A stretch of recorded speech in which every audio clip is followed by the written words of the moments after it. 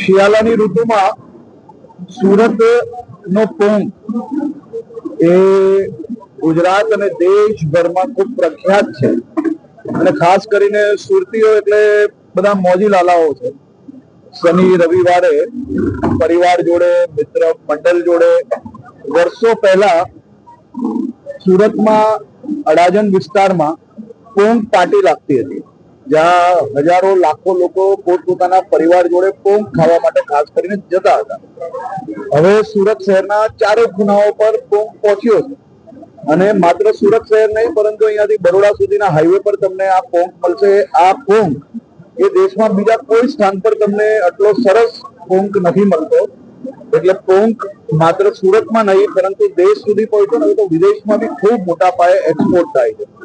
તો મારા બધા વિસ્તારના મિત્રો જોડે હું વર્ષોથી આજ ભટારના ઓરોવિલ સર્કલ પર દર વર્ષે આ સિઝનમાં મારા મિત્રો જોડે ત્યાં ચાર રસ્તા પર બેસીને પોંગ અને પોંગ વડા ખાવાની અમારી પરંપરા રહી છે અને એ પરંપરાને આગળ વધારતા આજે ફરી આ બધા મિત્રો જોડે, કાર્યકર્તાઓ જોડે, હોદ્દેદારો જોડે, બધા જ જોડે આજે સાથે મળીને પોંગ ખાધો.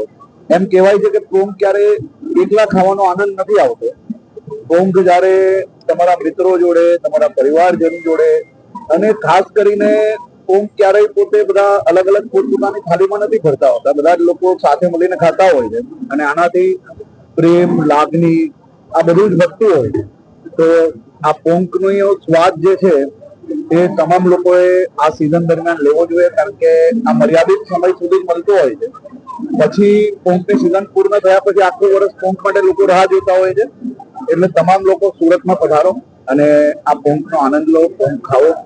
આ વર્ષો વર્ષની અમારી પરંપરાઓ છે ને એ જ પરંપરામાં આજે સૌ કાર્યકર્તા મિત્રો જોડે અહીંયા પોંગ ખાવા આવ્યો.